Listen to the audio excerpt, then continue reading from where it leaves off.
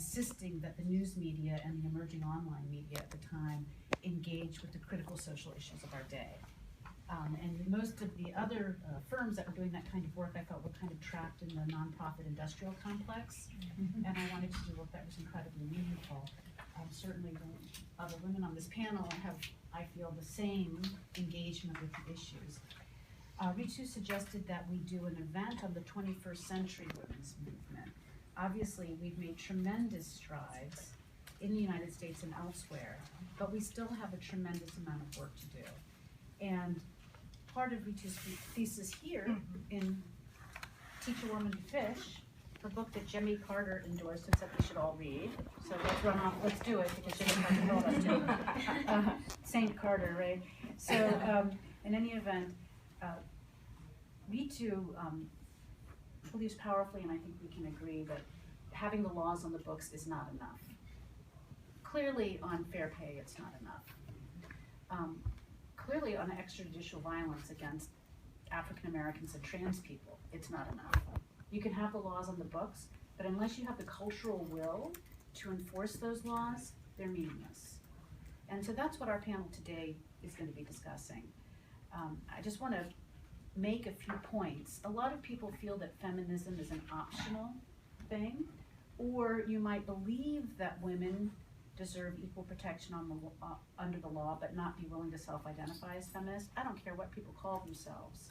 But what we should understand is that we still have so much farther to go as a country and as a world. Right now, while we're doing this meeting, Republicans are actively mobilizing to shut down the government unless Planned Parenthood is defunded.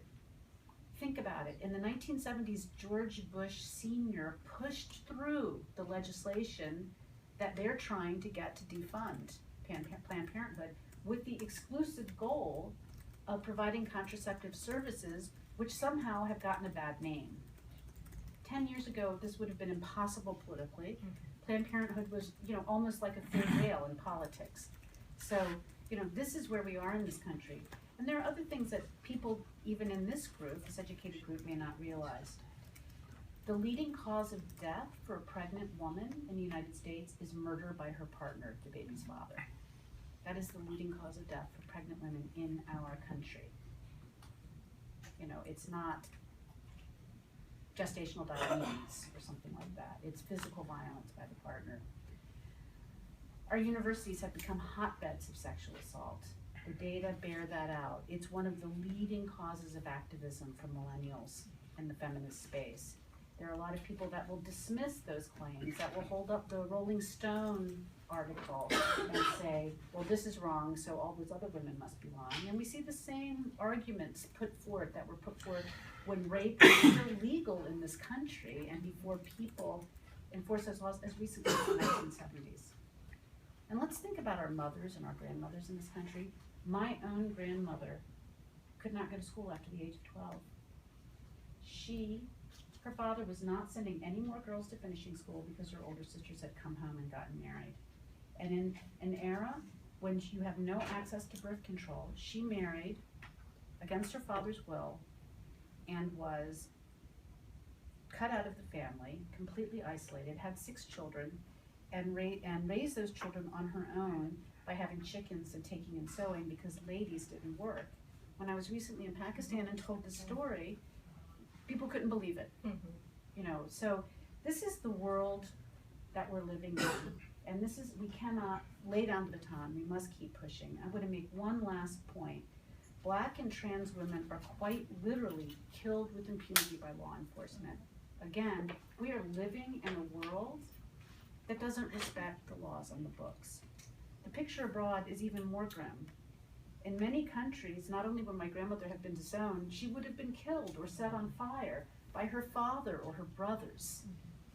This is happening, and not to keep referencing Pakistan, but when I was in Pakistan, every day there were articles in the newspaper about women being killed and set on fire, which in itself is a step forward, that this is newsworthy. Genital mutilation at puberty is commonplace in some cultures.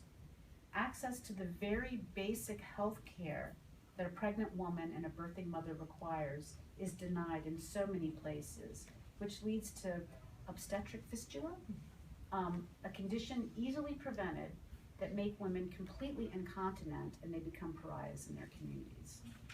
This is still happening in our world every day. Basic access to health care, basic access to laws. We cannot minimize the importance of getting laws on the books, getting funded directly in certain directions, the understanding and the social change, but we also can't stop working because we're not there. Today, as I discussed, we'll be talking about how to build a 21st century women's movement, because we do need to press on and we need to solve these cultural riddles. Ritu will be talking a great deal about that. Sandra Pepera, who's also with us, is incredibly accomplished. I've really enjoyed talking to you and getting to know you better. She's a career diplomat and international development professional. Before joining NDI as Director for Gender, Women, and Democracy, she spent 13 years as a senior officer in the UK's Department for International Development, similar to our USAID, leading programs in the Caribbean, Rwanda, Burundi, and the Sudan. Prior to joining DFID, Pepera spent time in British domestic politics, and she has a portfolio of skills. We can applaud her at length. I am going to, for this event, Sandra is going to address the issue of women's movements from the perspective of practically organizing to support women's participation, empowerment, and positive policy outcomes. Also joining us today, she's coming late from another event, is Celinda Lake of Lake Research Partners. As most of us know, Celinda is one of the leading political strategists for the Democratic Party and also a leading voice on women's issues. Celinda will be showing us some proprietary research that hasn't been seen broadly about how feminism is viewed in the United States, particularly from the millennial side. And she'll be looking mostly at wage disparity as an issue. So without further ado, let me hand it over to Ritu. Thank you. The author of Teach a Woman to Fish. I would be a publicist. You are a publicist. Anyway. Well, thank you so much for having me, and I'm really excited to be working with Turner 4D because of Suzanne and Sid's commitment to working on not only social justice issues, but really unpopular social justice issues, and ones that are quite difficult to maneuver and to work on. So thrilled to be here. What I want to talk about is some observations on the women's movement of the 20th century. And we made really, truly incredible gains. I can't say we, I was born late in the century and so can't take any credit for that. But the movement, not just domestically, but globally, got an amazing amount of things done. And if we want to just hit the slides, it will show you how primary school completion rates among girls have improved over the last couple of decades. And what you see is basically very, very good trends. Afghanistan is obviously quite remarkable, from going from 0 to almost 100% primary school completion between 2001 and 2010. So that was not just because girls decided to go to school. I mean, these were broad social movements that helped to educate families about the importance of girls going to school. Can I go to the next slide? Women's labor force participation has really increased even in the last 30 or 40 years. That basically is a slide, it's a really interesting slide that says how many women are in the labor force by income, and what it shows you at the top, the reason it's a U is because when you're very poor, you have to be in the labor force. And as you become more middle class, women tend to drop out of the labor force. But as you become more wealthy, women go back into the labor force because they can afford the child care to do so. But this is also a representation of what the women's movement of the 20th century brought us, which is enabling women to work. If you go to the next slide, this is a neat little series that shows how women's right to vote spread across the world. This is the slide. Hi, Celinda. Thanks for coming. Hi, so great to see you. Sorry to be late. All right. You all. You have a few things to worry about, like Donald Trump. So This slide is women's right to vote in 1890, and there was one country on that map that back then allowed women to vote. Can you identify that country? New Zealand. Wow. I've never thought about that, right? So a bunch of prisoners, and they were all about the women's vote. If you jump forward, we go to 1950, and you see that in most of the world, by mid-century, women had gained the right to vote. You go one more slide. This is by 1980. Pretty much, you've got women's right to vote in most places except for Saudi Arabia, Namibia, and I can't remember what country that is in the middle there. But now that map will be all orange now, because Saudi Arabian women just got the right to vote under certain circumstances.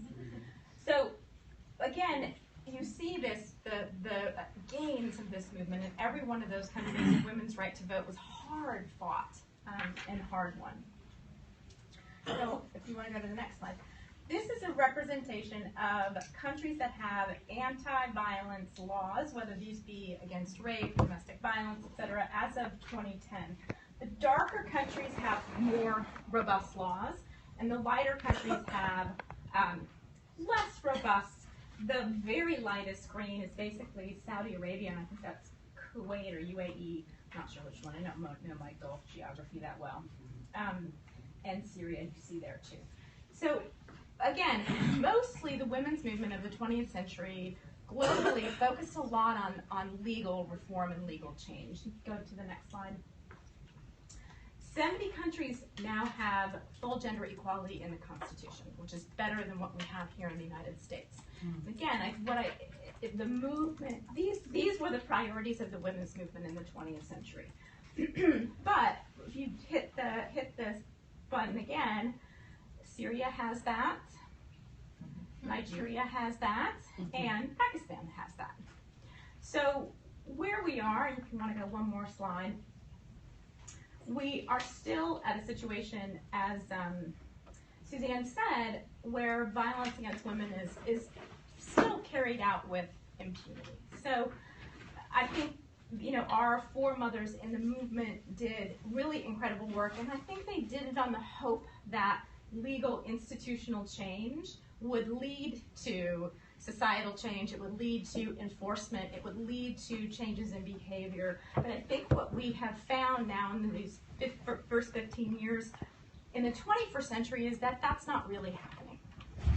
One of my concerns, though, is that the global women's movement is still largely focused on changing policy, whether that's at the global level with the United Nations, or that's at the domestic level, working on better laws on violence, or better laws or women's land rights and things like that. And it's not to say that that isn't critical work. It is. My concern is that there isn't a movement coming up, and there aren't resources being put on the table to do the kinds of things that we actually need to really start doing to make the gains that we need. And just go to the last slide. So what's my diagnosis for the women's movement? We need to really invest in changing attitudes, behaviors, beliefs and behaviors. And this is all about social norm change. It's about basic social marketing. What we've done with family planning in the 20th century, where there's been billions of dollars, if not trillions of dollars spent on educating people about contraception and the use and the benefits of smaller families all around the world, and has led to this demographic transition in places like India and Pakistan, and most places in the world are going through that transition where they're bringing their family size down to 2 or 3 children. That happened as a result of a concerted global effort. That's the kind of effort that we need on gender equality issues, and that costs money. We need to really engage men and boys in the solution. I'd love to hear what Celinda thinks about this on the domestic side. But one of the places I think the global women's movement is really far ahead of the U.S. women's movement is that they never rejected men and boys. They really have always included them in the solution. And not that they haven't seen them as perpetrators or the source of some of the problems, they have been more interested in engaging them in the solutions. Because for practical purposes, women in developing countries don't really want their husband to go to jail for beating them because they won't be able to survive. So kind of creating this antagonistic relationship, or whether it's child sexual abuse in the family, they don't want the grandfather to be called out and publicly be disgraced. So it's created a very different dynamic where they've had to look for other kinds of solutions that are less confrontational and more about education, engagement, changing minds, changing behavior. So that's another place where I think we need to, both domestically and internationally, invest a lot. Unions. Unions definitely are struggling in the United States. They are growing internationally. And they're all different kinds of forms of unions. They may not be traditional trade unions. They may be worker associations, cooperatives, networks. And so I use unions loosely. But groups that are aligned to really push on women's advancement economically in the workplace, in the factory, on the farm, in the market. That's where I see the women's movement around the world getting more and more vibrant, as the women's groups that tend to be capital-based have focused a lot on the laws. At the grassroots, once you leave the capital, this is where you see a lot of the action and a lot of the activity around what women are organizing around. They're not just organizing around women's issues, they are market women organizing around stopping police harassment of their vendors. They are farmer women forming a women's cooperative to get better prices for their coffee. So they're very outcome oriented, but I think that's, the cutting edge of the women's movement in many places. Child care. There is a huge crisis in child care globally, and here as well. But this is a key piece for women abroad, where most donor agencies, how many international donors are funding child care programs overseas? There's one.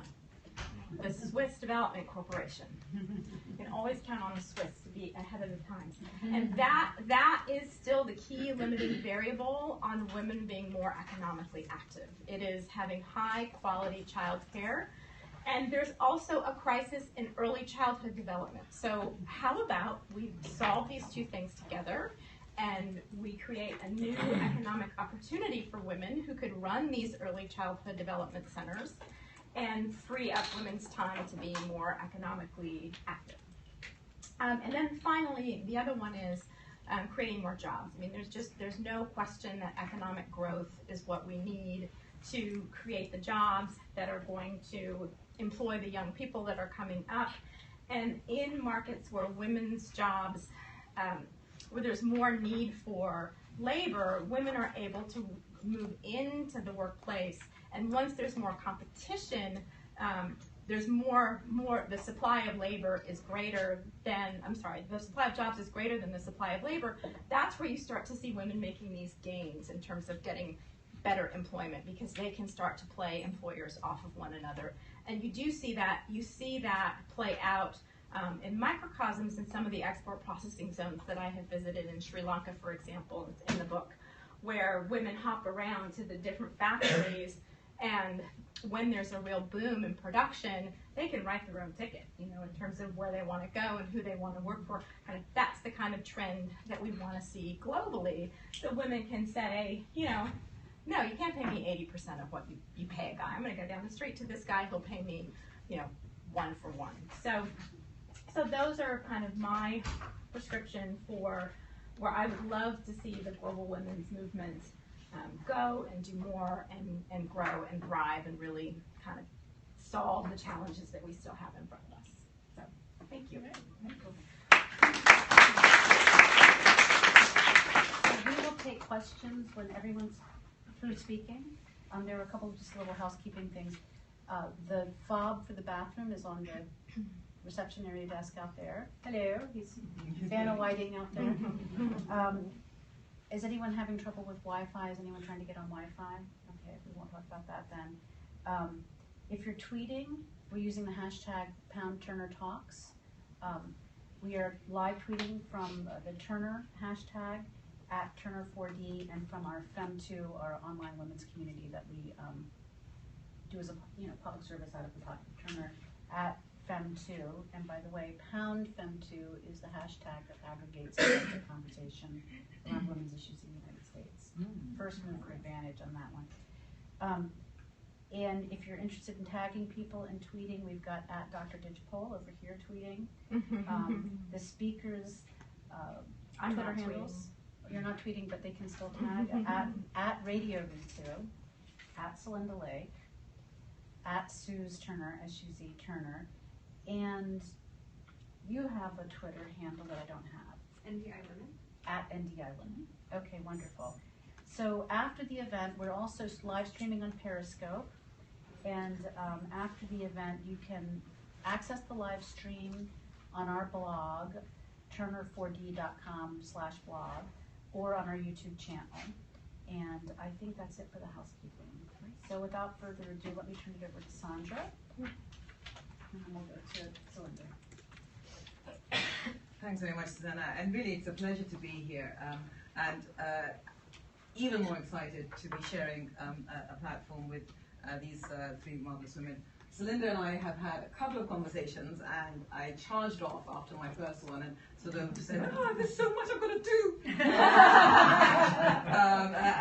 But it was great because it was just what I needed. And Ritu and I have had one conversation, and we're cooking up a dastardly plot to take over the world. And Suzanne I've just met this morning. So it's great to know that there are people like this still interested in the progressive feminist agenda, because I think we kind of lost it. It kind of went out of fashion. It's a bit kind of icky, but actually it's front and center. Thank you, Ritu, for your remarks. It's going to be really interesting because a lot of what Ritu said, I think I am going to at least complement and supplement. I have a few buts and caveats to something, because we are not here to just kind of stroke each other, but to set up a debate and to really engage with the issues. And really to pick up first where Suzanne brought us in, to say that at the heart of each phase of the struggle for women's rights over the last 2 centuries, thanks Rita for the reminder, has been women's invisibility before the state and or the law. And women have consistently challenged that through collective action, and that's where we are today. We're talking about collective action, and that has seen the achievement of equality before the law in many places. But we know, and Rita just reminded us, it ain't enough.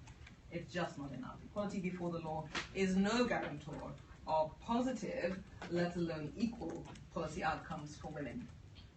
And in any case, again, there are still a number of countries where even equality before the law is not the reality. So what I wanted to sort of suggest are, again, to move to the how-to, because NDI is a practitioner organization. We kind of do practical things. And to move to the how-to about how do we create a 21st century women's movement. And I think, first of all, to, if like, affirm that organizing is key. It's an important role in enabling women to formulate and voice their demands, and to move from that position of being victims and beneficiaries to being empowered citizens. And I really like Diana Beer's definition of empowerment, which talks about achieving a state of agency in conditions where that was previously denied to people. I think that's the most important part of it.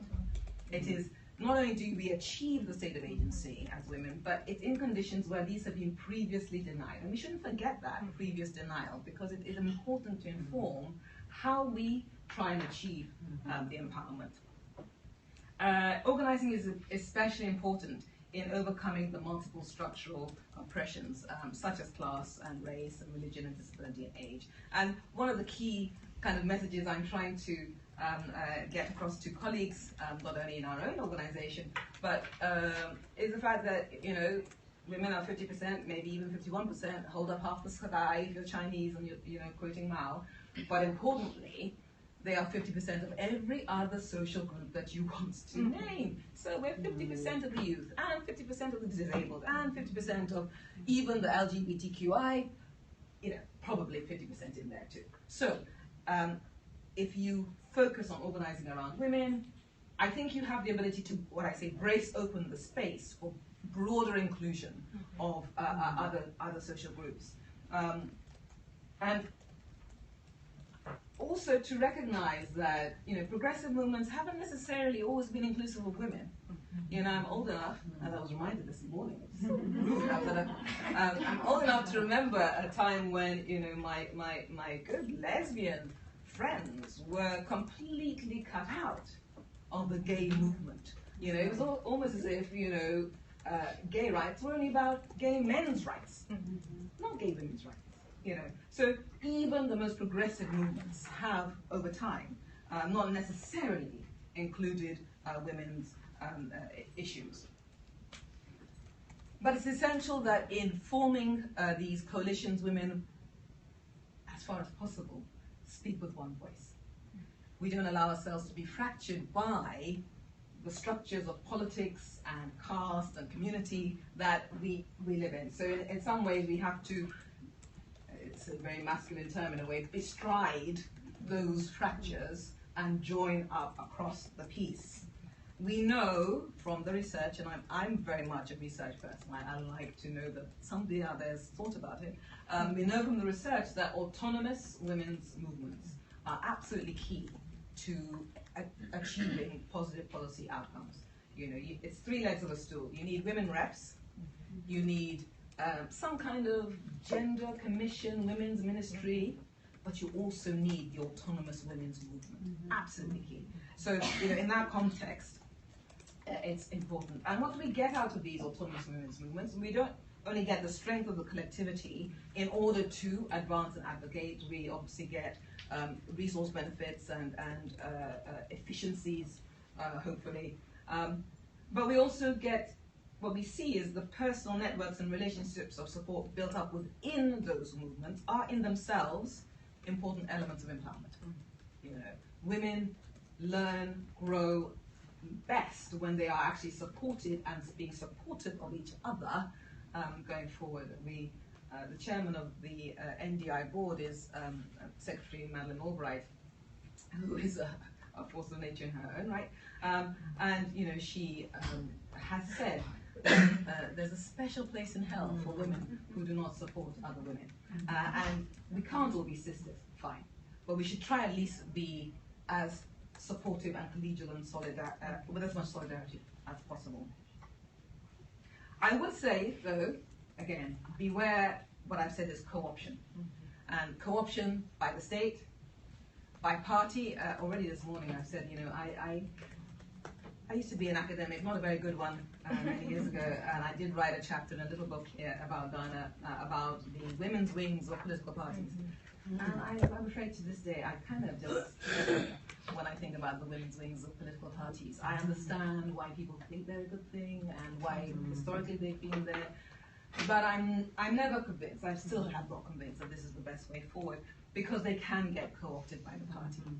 And you know, there is a very strong, in any case, strong socialization process in all our political cultures that really just draw any new entrant into the behavior of all those that have been there before. And I think that's, you know, it's a challenge. So the third group that I think just to be a bit aware of, and it is in a way some of us in our different manifestations, is the international kind of donor group. And again, some really important research showing how conformity by women's movements and women's organizations to the requirements of being a solid organization with due diligence and accounting practices and this actually creates an organization that is somehow disconnected from the reality of the women that they started off trying to serve in the first place. And this is, you know, this is a key issue. And I think my first but, Ritu, comes up when you talked about the issues around the big strides on sexual reproductive health. I would agree with you, absolutely. My but is that was it an intentional focus on women's rights? No. Or has it been driven by the efficiency argument? Completely. And I think that's the key issue. You know, some of us have to also contend with the challenges around some of the dominant economic models and what that means for women's rights. Yes, there's been a huge increase in women's integration into the economies, but in a lot of places, the economic model is predicated upon keeping women in the worst jobs, the least secure places, because that's also growth. It's also a good profit line. It's rubbish. It's almost going to swear. Sorry. It's rubbish for women. That just means I'm really, really comfortable here. Rubbish is not a bad word, though, is it? But that wasn't the one that came immediately.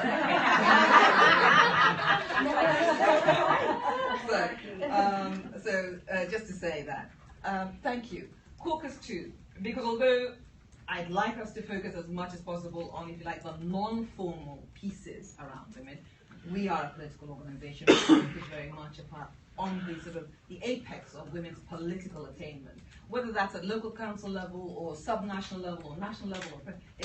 It's about that formal political position, and I think that whilst it's not going to be the key part of my conversation too, we need to recognize it and just say it is important, and getting women into politics is important, and getting women into positions on elected office is important, and getting women into that bureaucratic space. I think that you mentioned, the femocrats, I think as they're now being called, getting women into the right bureaucratic spaces and supporting their attempts at shaping policies in ways which are gender positive, gender informed, gender transformative, we hope one day, is important. So I just wanted to flag the formal space.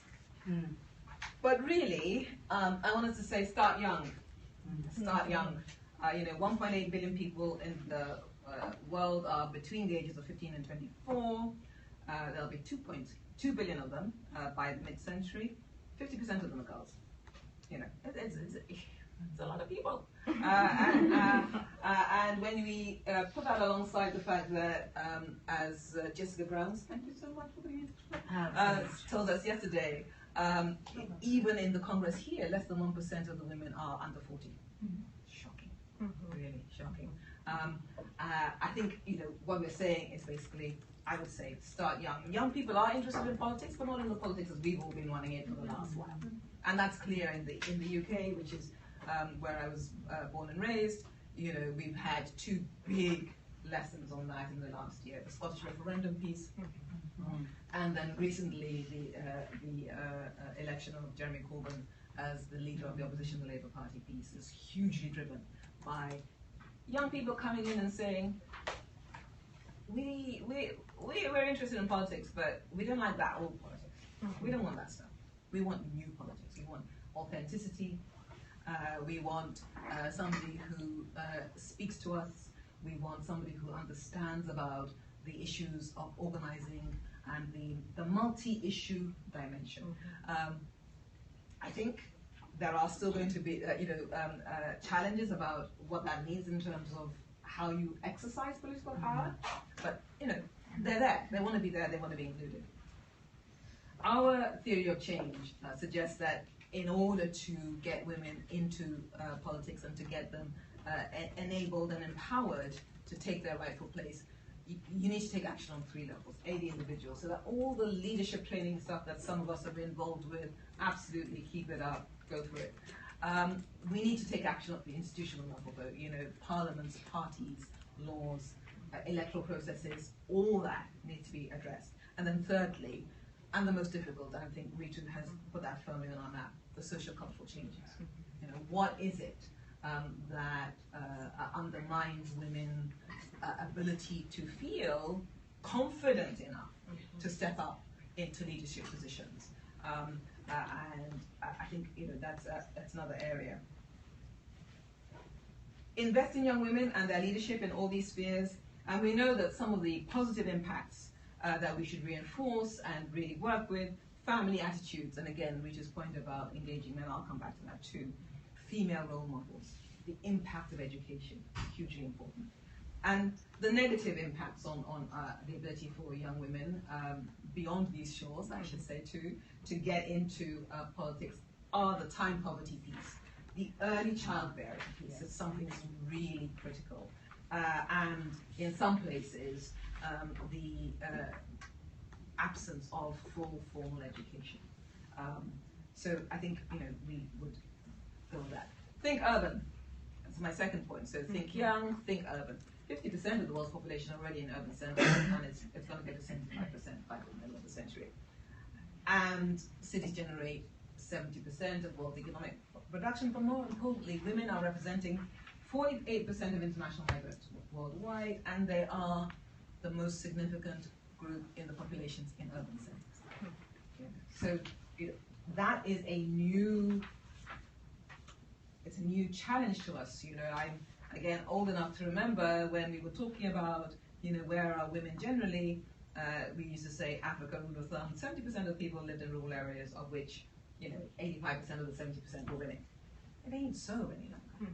It just ain't so. So we need to look at the new realities around the demographic trend, and importantly, what does that mean for governance issues? What does that mean for the women's participation in those areas? The benefits are nuanced and unevenly distributed. Poverty and inequality actually define the urban landscape, and next year, the big Habitat 3 conference will be focusing predominantly on urbanizations and the cityscape, because that's where people are going to be, and that's where we need to change. So then the challenge to the nation state of the powerful city is the governance issue. And what would we want the women's organizations and women's organizing to focus on would be to look at how gender-sensitive governance at the urban level can be transformative. We held a roundtable in NDI on our paper on urbanization and issues around time poverty, transportation that is actually drawn in straight lines. It is commuting transportation, isn't it? So men move from the periphery into the center in straight lines, and then they move out again. And women's day is zigzagging round and round. Urban planning is gendered, and we have to think about that. The other part about it, of course, is that in many cases, one of our roundtable participants is a woman who, a professor in Cornell, I'm sorry, Mildred Warner, didn't forget her name, but she pointed out that she'd done a survey of young urban planners in the US, and whilst some 75% of them, 80% of them, I can't remember the figure, could plan for aging and for children, not less than 35% of them could plan for gender. They're just not being taught. They're just not being taught it. And then again, you understand this because we're at the weight of the pound. Sorry, the dollar. It's about dollars, isn't it?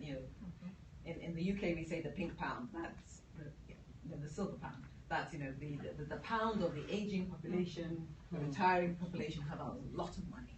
So yeah, you better be responsive to their needs when you're planning your urban cityscapes.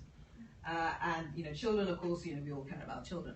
But how does the urban cityscape impact on women? It's not even being taught in our urban planning schools. And that again, it's an issue about power. Whose voice matters, and how are we dealing with that? Include men, absolutely key. I think we can't keep talking about gender with only one sex in the room. Seems obvious. And men can act as champions for women's inclusion. I've already made the point that it's not necessarily the case that progressive social movements are gender informed. Our approach is to attempt gender mainstreaming, which in frankly some feminist critiques has been challenged and derided because it is perhaps seen by some as being too instrumental, but you've got to start somewhere. You've got to start somewhere. I'm a greatly practical focused person. Start somewhere, and gender mainstreaming is not it's not easy to do, and importantly for me, the third step of the gender mainstreaming piece, as we describe it, our first step is to identify the issues from the perspectives of men and women at the same time. Secondly, think about interventions that would reflect and benefit men and women at the same time, but they must also, and this is the third step, end any persistent inequalities or aggressions. That's the change. That's the dynamic we need to set. That's where you get gender transformative actions and behaviors, and it's the most difficult. Clearly, it's the most difficult, but it's something that we should focus on. The message should be that achieving political equality changes all our relationships. It liberates, the Japanese male who thinks that when he loses his job, he's got nothing better to do. He's only got one option, which is to kill himself, because the role of the Japanese male as main provider is huge and completely non-negotiable. So this gender mainstreaming, the issue of equality, liberates all of us from all our roles. If you're in Iceland, I think you have to be over something like 25 now to ever have lived. With a non-female head of state or government. It's a long time. It's a long time we've had. And when the former Prime Minister came to, she said that the key change that tipped this was equal parental leave for males. Right. Because then employers could no longer say, well, I can't employ a woman because she's going to go on maternity leave. Well, guess what? When you employ a man, he's going to go on maternity leave. Right. And that was the key change that actually tipped the balance into the ability for women to take up their full roles. Let's remember, though, and I put this up because when The Economist has a front cover, a leader, and an essay on the weaker sex, and they're talking about men and men's reactions and masculinities and how that has or has not kept progress with some of the changes that we see and recognize and celebrate as women. It's important to understand this. And again, in that piece around gender mainstreaming, the fact that we try and look at impacts on men and women at the same time is an important part of how we design our programs, how we develop our interventions. And lastly, I would say use data. I mean, really, it is one of the key challenges that we face in overcoming the invisibility of women, is that we don't even insist on good data for ourselves and women's situation. And I think this has got to change.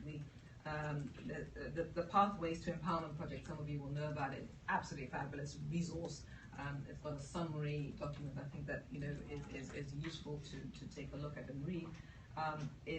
It says we must use rigorous and imaginative combinations of research methodologies and methods.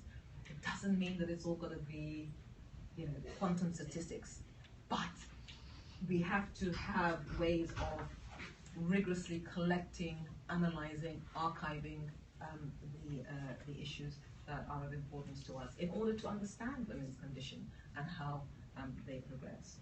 I said anecdotes won't do, but stories are powerful, and there's a difference between the two. We should involve women directly in the research process, and I think again this idea that women are to be done unto as opposed to being the doers themselves is hugely important. And recognize and fill the data gaps. And I think I put up here there are other projects, but the Data 2X project I think is the key example of this. And one thing that I didn't put on the slide, but I should have done though, is I'm sure some are going to put their hands up and say, what about ICTs? Well, ICTs, let me tell you, they're a mirror on society. Okay, ICTs do not obviate the need for organization, for us to establish the equality principle and empowerment mechanism. They can help, but they are not a substitute for those things. The reason I say that with such emphasis is because what we see often is that people are developing solutions without understanding what the question is, and it can't be done. That's not the right way down. We need to know what the issue is that we're addressing, and then find out if there is an ICT solution to it. Not least because, of course, we all know about the gender digital divide, the gaps in this. It's uneven, it's patchy, and the last thing we need is for ICTs to replicate and further hardwire some of the inequalities within the group of women that we see already. But all to say, there are strategies, there are technologies, there are definitely causes and issues that require a strong women's organization. And I think, and I hope that we will continue to be engaged in our various ways in achieving that.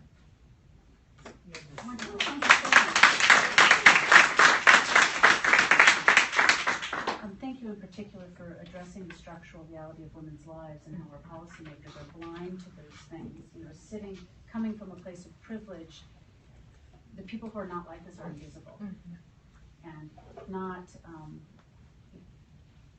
I thought the urban planning point was incredibly interesting. So thank you for that. Don't even get me started on undocumented women. Yeah. Don't even get me started on that, because that's a whole new thing. Well, we have a Q&A time, so we can talk about that then.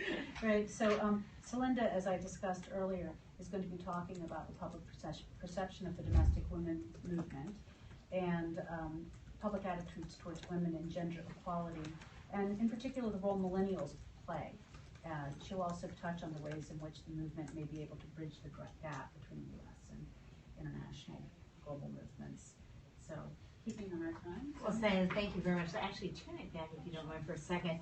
So, thank you very much. I don't know how you're feeling. I mean, when I accepted this invitation, I already knew I had such incredible colleagues to be presenting with, but now it's like, wait a minute. This is such a setup to follow these three unbelievably powerful, amazing women. And my head is just about to burst.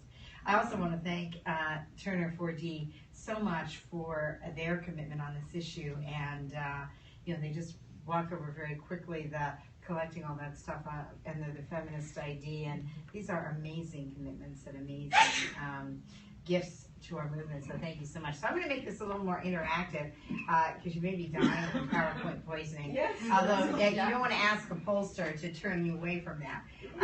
But there is out there, even in the United States, and it was very interesting because I think as you guys talked about the international scene, there are things that are moving more in the domestic scene is moving more in that direction too. And so when you mentioned, and I think rightly so, the whole issue of the challenges of in developing countries of domestic violence, we finished a study with No Mas, the first comprehensive study of domestic violence and sexual assault in the Latino community and among Latino Americans and Asian American women. They have the same constraints. The families can't survive the shaming, etc. So, and the urbanization point that you made reminds me, the more things change, the more they stay the same, right? I remember the transportation issue, and even in New York City, which we think would be way ahead of the gap, Ruth Messenger leading the way because all the gates and turnstiles and everything else had been set up so that no woman could get down to the subway with a stroller. And like, what was the problem with that? None of the urban planners saw any problem with that. So really, our interconnectedness is getting greater. So one of the areas of our interconnectedness, and one of the things that's still a very harsh reality in America, is where we used to characterize women as advancing. There are lots of ways in which we could characterize it more as stalled today. And that's hard to believe because, and I think the incorporation of men, and that's a point that all three of you made, is so important, because men are doing so poorly, that it's easy to miss that women are stalling as well. We all know the statistics, 73 cents, 77 cents. Oh, I'm sorry, I'm gonna do a little quiz here. So we're gonna turn back. No, that's fine. So 77 cents on the dollar for men, and that's equal pay day, means that we're in April, we get to work to make the same amount as men. But for African American women, and you may have seen it now, but what's your guess about what the number is? 64 cents, yeah. And what about for Latinas? 56 cents, that's right. And for single moms, even less. So that when we really look at the full picture. Now we can change it. Thank you. And as women will point out, that wage gap is vastly underestimating the actual wage gap, because women constantly say, what you don't appreciate is when I get paid even 77 cents on the dollar, that's not factoring in, I get less of a bonus, I get less contribution to Social Security, I get less contribution to a pension if you're lucky enough to still have one, or a 401k, I get less help, even though my healthcare costs may be higher, I don't get any more help with healthcare costs. So there are lots and lots of ways in which that wage gap is even bigger. The second thing we see is that, and you referred to it quite a bit, and we can change the slide. I'm sorry, now you're gun shy, right? There you go, don't do any more quizzes. But it is, women buy 50% of everything right now, even 50% of the technology projects. Now, we do rely on different people than men to make those decisions. So the number one source, guess what the number one source of information for women is on technology purchases? Their kids. Guess who men's number one source of information on technology purchases? No, themselves. Not even other men. They don't even go that far. Themselves. And what they can find online. They don't need any advice from anybody. Then they're treating themselves as the true expert. I know, that's true. That's what women say. Are you kidding? That's why cable still doesn't work when they online. So, because you did it instead of what our kids do it. Women, of course, are earning more of the degrees. They're earning more of the one thing we don't buy 50% of is politics. We're still only 25% of the political contributions out there. Mm-hmm. And if you control for income, and you just ask women, what is the amount of money you would write in a check without even thinking of it, controlling for income, women write 50% of the checks that men do. And that affects everything from women's colleges to women candidates. Women are now more than half of the undergraduate master's degrees, more than half of the professional jobs, but the executive lack in the boardroom is also true in the parliament. And 14% of executive officers, 8% of top earners, 4% of the CEOs, minuscule number of board members still, and same kind of thing as you were outlining, the tremendous lack of representation in politics. And it's not improving. We're actually declining. So there was a time when a majority of the Los Angeles City Council was female. Guess how many women are on the Los Angeles City Council right now? It's a huge city council, by the way.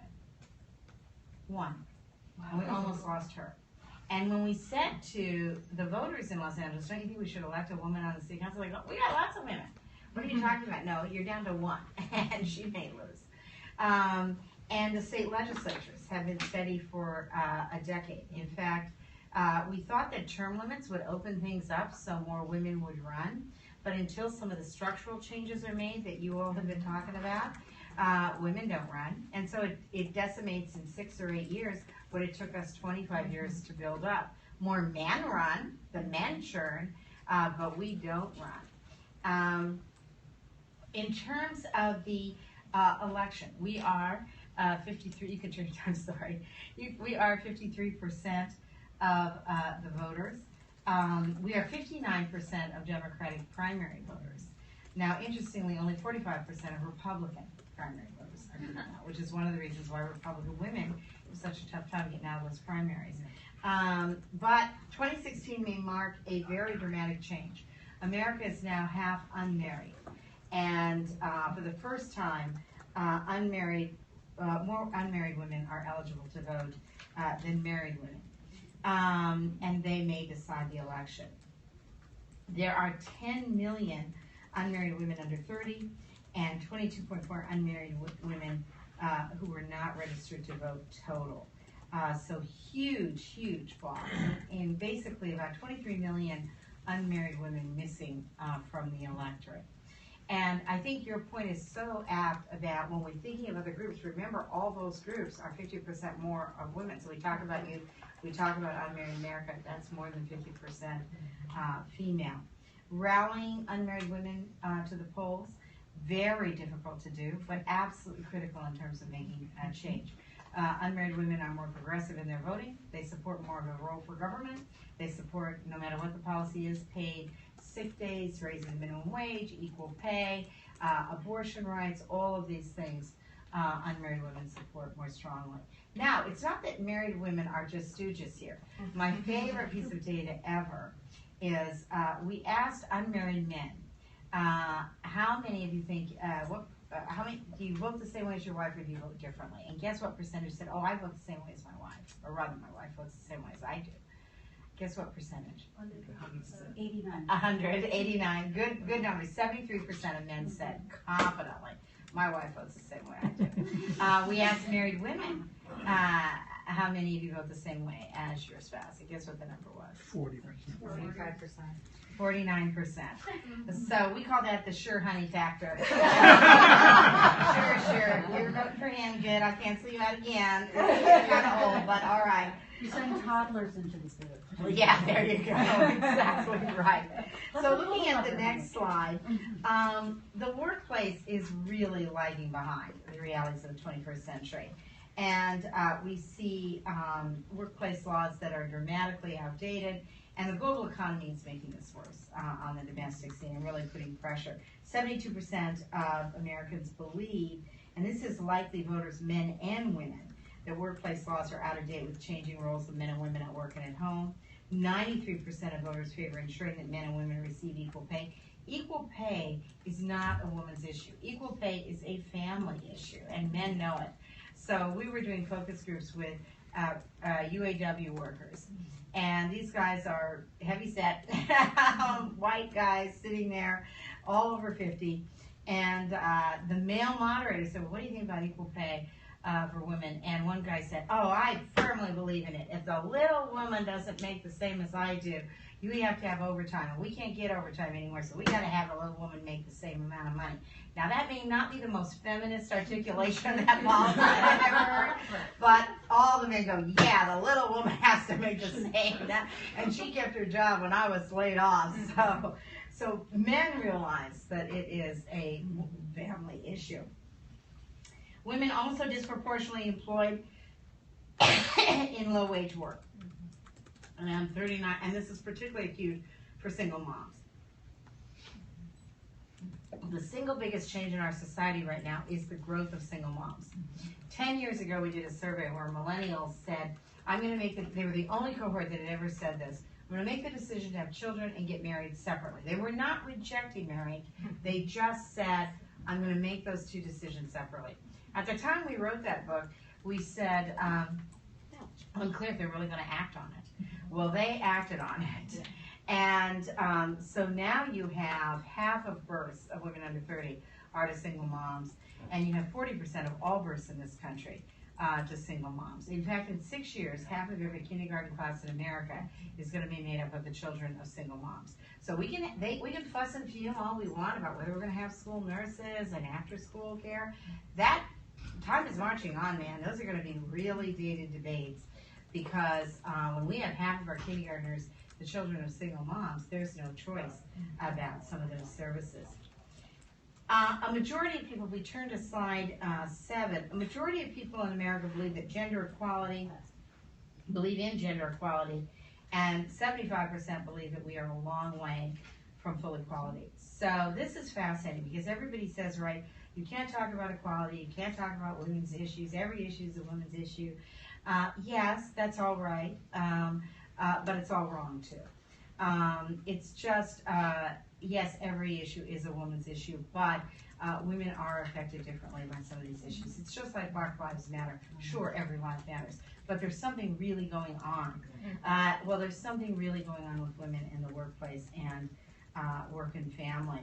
I took a vacation, I went to Norway, and this was the funniest thing that ever happened to me. And I was with this older couple from North Carolina, very liberated. I mean, all their kids were working and married to husbands and stuff like that. And they go to the guy, they said, in Sweden, because you have a lot of dads rolling around their kids on paternity leave, and in fact, a lot of dads are now, that Sweden and all of Scandinavia is trying to move their policies to equal time on paternity and maternity leave.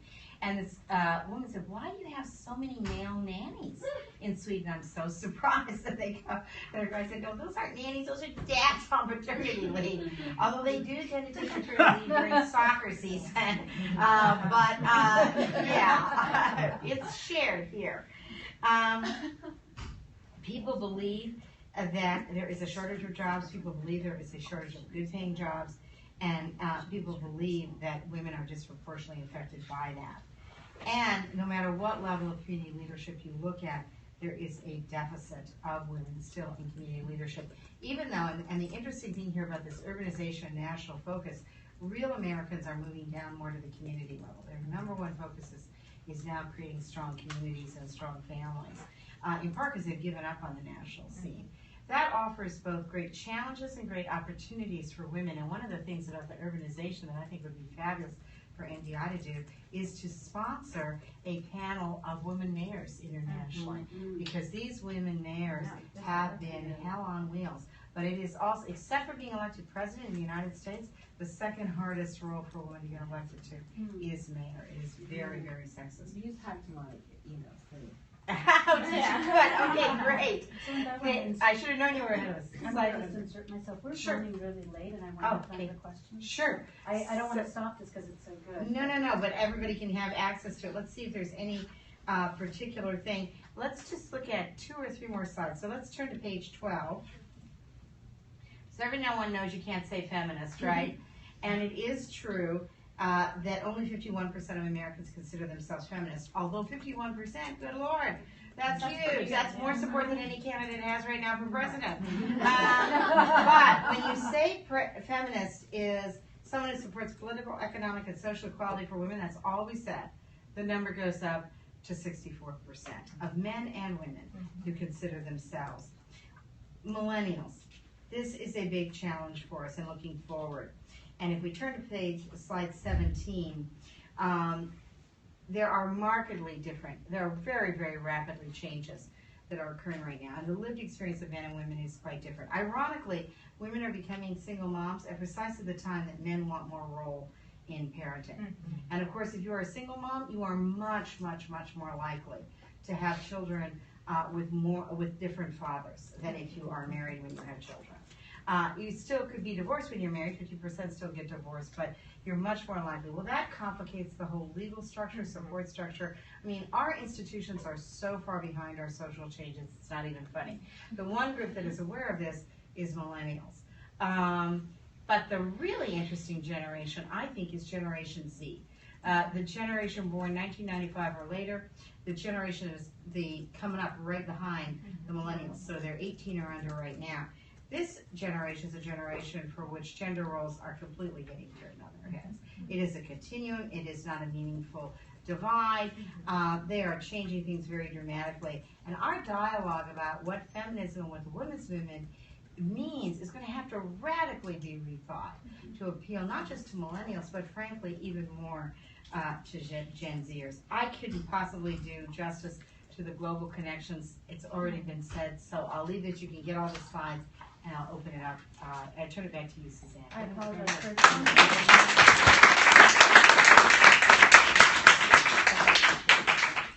Thanks so much, Celinda.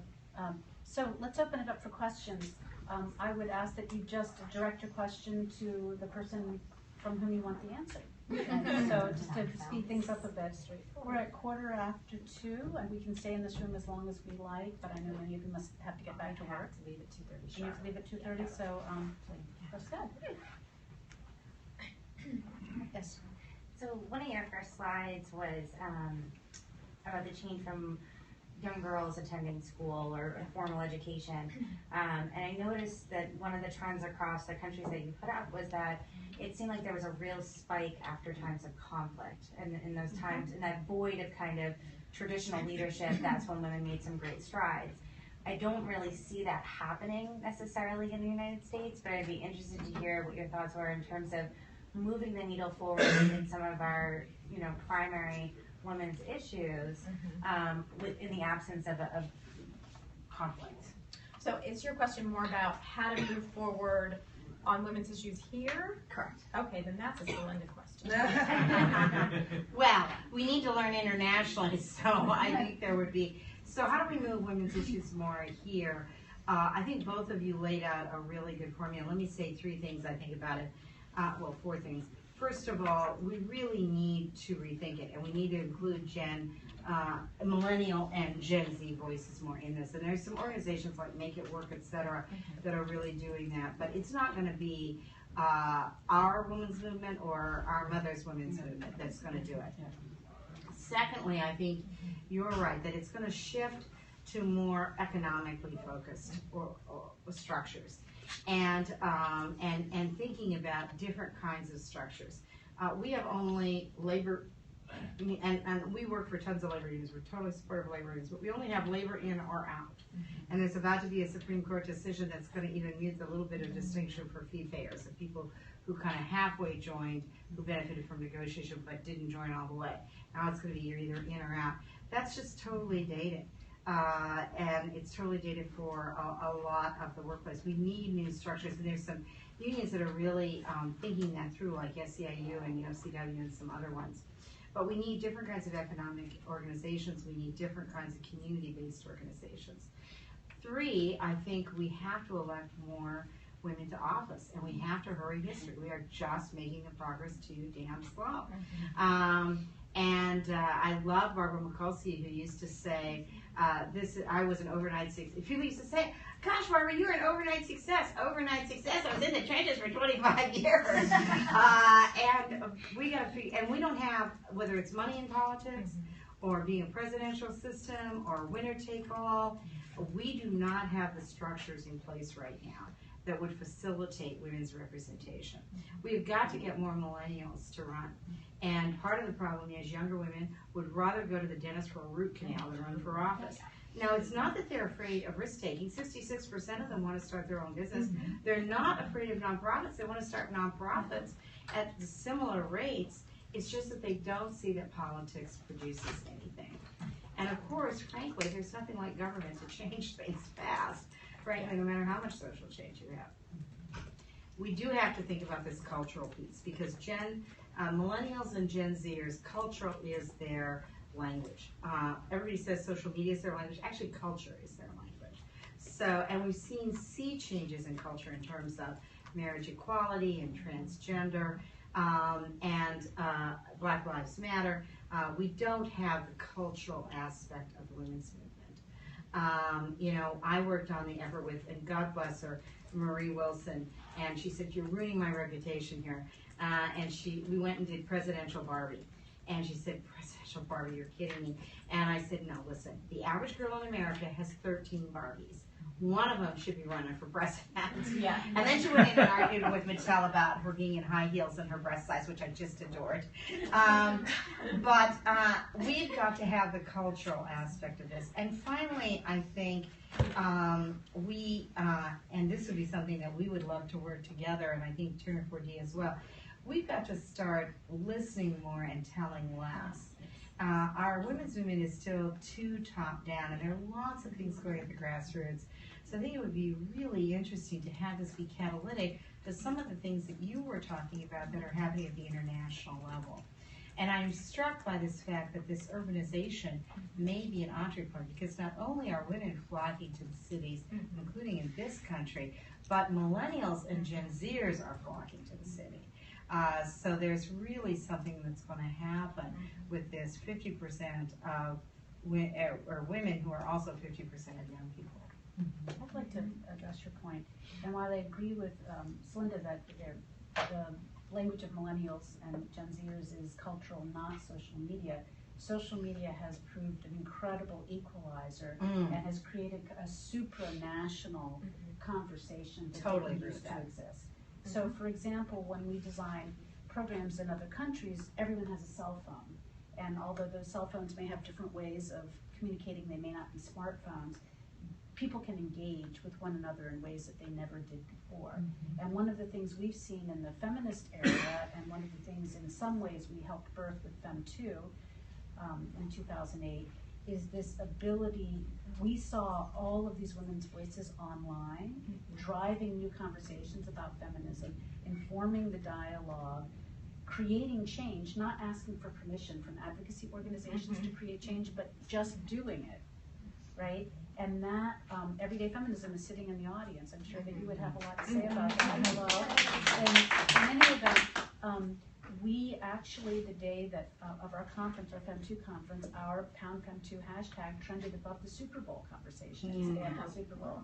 That was early in the days of Twitter, I have to add. Wow. Very early. That's amazing. But my point is, there's a dynamic conversation. There are people doing things through Kickstarter that might be feminist, might not be, but they're women really engaging. And my children game with people from Russia, Japan, Brazil. You know, they're having this supranational conversation with people with whom they maintain relationships over time and through various venues. So I feel that there's a gigantic role for the new communications methods in this. I mean, let's see, look what's happened with Black Lives Matter, the ability to share video, to share photographs.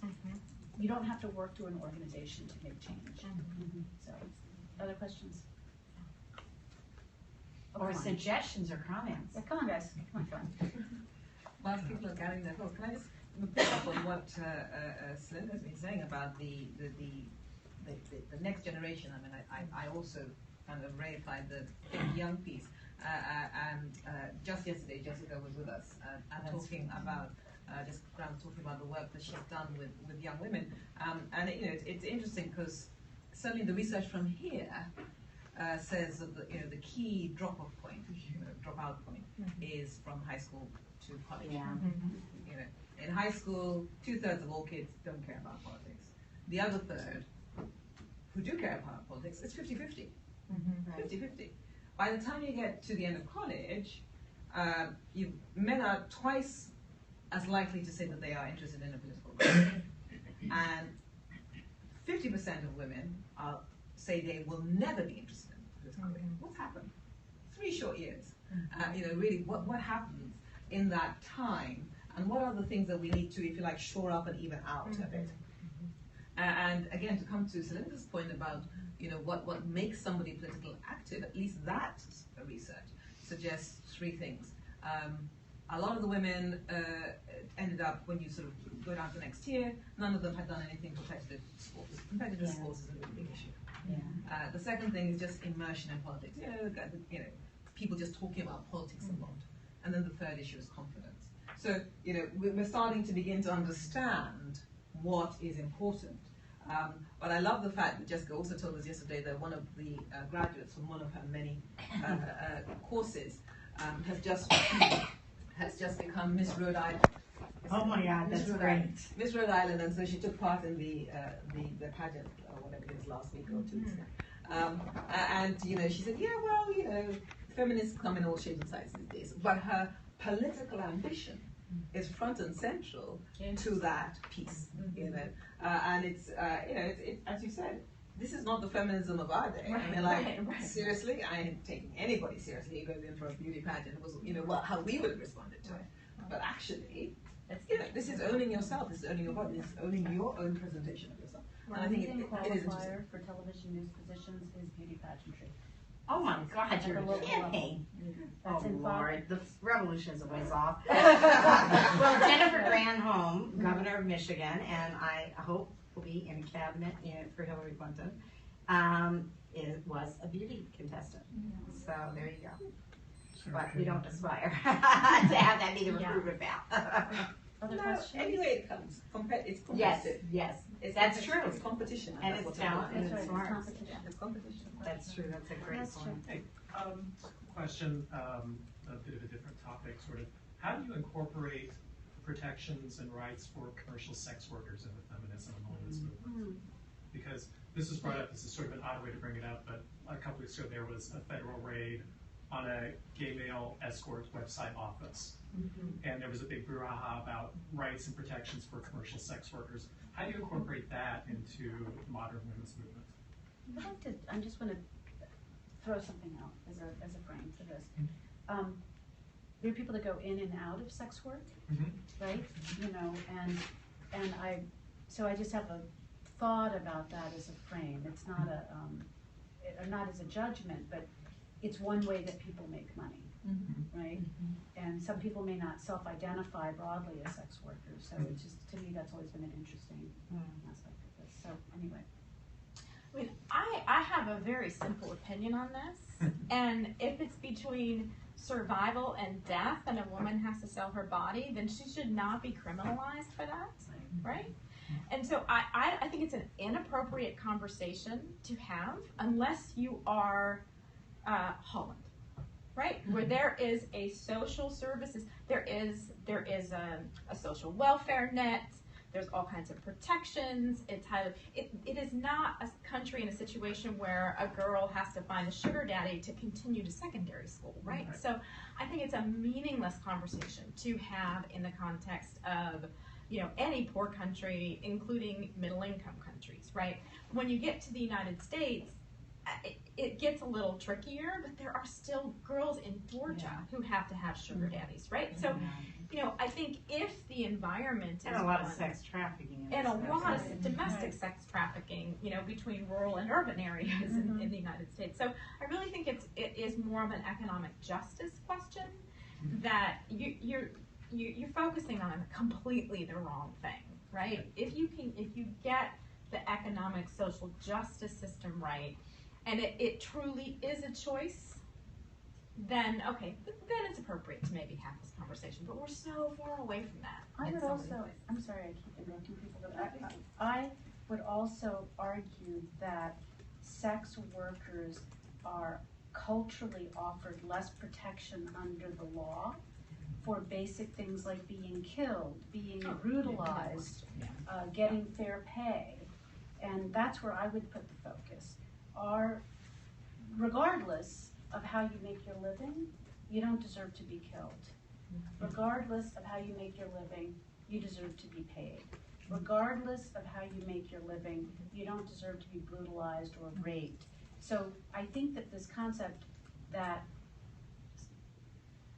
I don't know the statistics, maybe somebody does, but people that work in the sex trade, I believe, have much higher rates of these things, and law enforcement taking enforcement less seriously. But I also heard somebody say this fantastic thing about prostitution. Women who marry for money earn every cent, you know, and so, you know, there are lots of different ways of looking at this question, right? So, you know, what defines prostitution? Like, where is even that line? So again, I think it's looking at more the fundamental issues of why is this existing in this context is really the question. Yes. I'm just wondering, if, and I may have missed it, what you believe the role of the media is in continuing women's oppression, because as a Hillary supporter, I'm watching, you know, Bernie supporters attacking her, her supporters are attacking him, and I'm like, you know, neither of these to me, and not even the GOP are the biggest opposition. It's the media, and the media's sexist, double standard criticism of her, and then sort of enlarge that to whether it's, you know, beauty pageants or women's clothing or whatever. The stories of activism and advocacy that are happening are not being told. So we don't even know what's going on. And so I'm just wondering what you think, perhaps in answer to your question about what could we do using this powerful cultural determining factor. I mean, it's, you know, brainwash, if you will. How do we use the media or social media to combat the media? So please keep going. I'm sorry, I have to catch a flight to London. Okay. So I'll go with you. Okay. And I can say rubbish when I'm there, but I can't say other things. Yeah. Avoid the essay. Well, I hope that Thanks. folks will stay with we are supposed to end at 2:30, but I'd like to propose that we stay for at least another 15 minutes. I'm gonna have to leave a little before then, but Okay, and is it the will of the crowd that you would like to ask some more questions? See some people say just no. stay and go. I mean, you don't have to feel like it. Stop. So I'm going to take the first crack at that because I'm 35 years in media. I'd like to take that question. Again, I feel that social media in terms of direct conversation and even as a way listening, phenomenal way to listen, is, I would say, the first step, because stories often break online, or do break now online, and they break in the mainstream media. In terms of the frames of media, and as a feminist, I start to kind of deplore things. I see, for example, the impact of pornography on young women's lives today. Not that they're not consumers of pornography too, but that, pornography and online dating has really commodified relationships. And no judgment, the future is the future, but so there's, when I say media, I think of it writ large and looking at all these cultural factors, which seem to be the malification of society rather than the feminization of society, and then to bleed into entertainment, then bleeds into how we view gender roles. So I'm not sure that that's helpful to you, but what I would invite you to do is all of us to do is think beyond the role of the news media, which, although it informs the political conversation, is having a less and less role overarching. It's reflecting more what we're seeing elsewhere.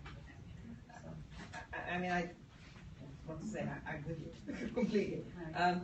And I immediately came to mind our program in Georgia, which you probably did the research for, but Georgia has historically had 12% women's representation, and everybody was saying, because yes, we should do this, we should do more, and then the question was why, and we worked, and I worked with local organizations to try and unpack this, and did a survey, found out that 90% of the population thought it should be 50-50 in terms of women's representation, and really women are probably better, less corrupt, more consensual, all those things.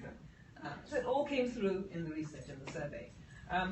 So what was happening? And actually, it came to the point that Joe's sort of pointing out, is that evidently, and I'm caricaturing it, but when a Georgian wakes up in the morning, he or she is fed with a constant drip, drip, drip, drip, drip throughout the day of sexual stereotypes of women, talking about their dresses being too short, and they're out there late at night, so it must be a whore, whatever it is. So the media then became a key challenge in terms of the representation of women's leadership roles. And our program then decided, okay, whatever else we do, we've got to focus on the media. And that took them to working with, having media-ready women, making sure that the newscasters and everything else had women on board, making sure that the stories were challenged, the representation. So, you would then have to take a sort of full frontal attack on them. And I think in some places it has to be done. We use, in our conversations around violence against women in politics, we use the Clinton example, Hillary Clinton example, Hillary Clinton stopped running for president, make me a sandwich, and okay, she's big and bad, and she probably didn't crush her, but in another context, it would be devastating for people to face that kind of belittlement and humiliation. So I think that there are issues there that have to be addressed. There are things that can be said that could never be said. So in the last election, in 2008, you could sell at National Airport a Hillary nutcracker, but you couldn't sell a similar racial stereotype about President Obama. No, that's right. So there are things that can be said about women in the public context that could never be said about men. And it's really happening now. I mean, look at, wait, don't tell me. Did you hear that horrible Clinton piece? I don't even want to repeat it. I thought it was so bad. And then I hope you will write Wait, don't tell me, because I love NPR, but I'm furious. But there's another resource I will just plan for you, and I know there was somebody else got a question. Name It, Change It is a thing that was started with the Women's Media Center and by Gloria Steinem. And it invites all, first of all, it did research to show that this kind of sexist coverage and appearance coverage is extremely damaging to women. But the second thing it did is enlisted us all as being monitors. This is so big and so pervasive. All of us, men and women, need to get in where we really call it in, and we really And now, honestly, I don't even think there is very much legitimate media anymore. And even reporters who really want to be good reporters find out that they have to be online, they have to build web audiences. Well, but as Suzanne said, that offers us an opportunity. Let's hit them when they do stuff like this. Be unified and say, and I think we should do it when it's done to Carly Fiorina or when it's done to Hillary Clinton, because it's incredibly damaging, no matter who it's done to. And it damages all of us as women who are trying to be leaders. Can I just put into the mix, because of where we work overseas as well, is the issue of how, if you like, closing space authoritarian governments are now using the media, and their first easy reach always is traditional values and putting women back in their boxes and turning back the scales on women with very strong narratives. You know, ISIS is the one end. I mean, you know, the compelling narratives there that are, you know, making comfortable middle-class young women from, you know, London go and leap themselves into that whole horror is one end of the scale. But, you know, across Eastern Europe, in parts of Latin America, you've got this kind of regressive narrative that's coming through. That's really, it's part of the counter-democracy narrative, but it's hugely gendered, and it starts with women, and it's always about undercutting women's privilege from the start. So I think, you know, that's another thing to be watchful of, and I take Celinda's and Suzanne's. Get in there and let's you know, we have to engage. We have to engage. And also on this topic, and I'm sorry I stepped out, so you might have talked about this, but this really began in the 80s with the deregulation of the media and you know, Reagan's whole push to consolidate media so that we, instead of having hundreds of different media owners, we now have about 5 major corporations that own all the media. And so I think what's imperative for us to do now is to really keep our eye on the internet and on social media. Because which is way more unbounded, you're right. Yeah, there have been huge attempts to rein in the internet and to make it a tiered system and harder to access and harder to use. And right now, it's our only source for really getting the truth out. And so we've got to make sure that there's not any sort of reining in of the internet, and that it's not controlled by Comcast and AT&T and, you know, half a dozen companies, because we'll have the same situation in our online situation that we have now in the network and cable situation. And so I absolutely agree that you have to push back when you hear this kind of stuff, because not enough people do, and that's why some folks are getting away with it. I think we have to support groups that are working on the media, like Gina Davis's group is doing a lot of work to try to raise awareness about the media. But also keep your eyes open with a critical eye around the internet and access to the internet, because we've got to keep that access open to everybody. The other thing I would say, just to add, and I totally agree with you, great point, and we had not made it, and I apologize for having to leave now, but is that the flip side of that is that the bloggers are even more unbounded than the legitimate reporters. And it is insane what they do. So we have to do that as well. Oh, yeah. I mean, I think it should be totally open. We need to be monitors of it as well. And internationally, they're under huge attack.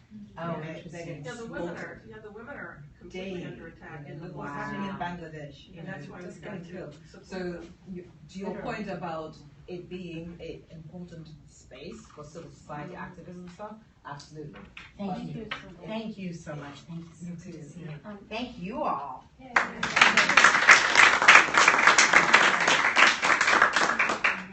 So let's take as a last question, Dr. Rosenblatt over here, my colleague. Just wanted to kind of follow up this point that the media is being consolidated, and it presents a really interesting opportunity for calling out reporters who cross the line in the way they cover women on air, or in the press or in the print, because more and more with the challenges that the internet is presenting to the economic model of the media, the consolidation aside, it's the personal audiences of the reporters that really matter to the revenue streams of the media organizations. And so when individual members of the press say the wrong thing on air, write the wrong thing, misrepresent, calling them out by name, using their Twitter handle specifically so they see it, using the right hashtags like the Fem2 hashtag to get other people to rally around that criticism of what they've been doing really has a big impact, because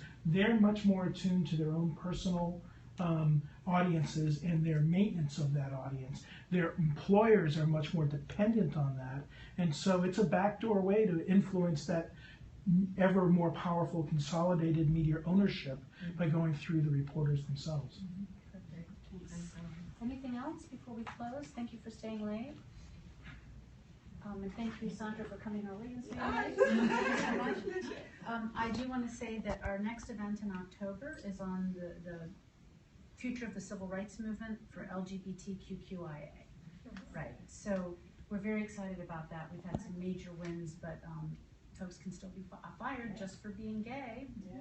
So we want to see how we can really move that forward, and also in a transsectional way. So in any event, thank you so much.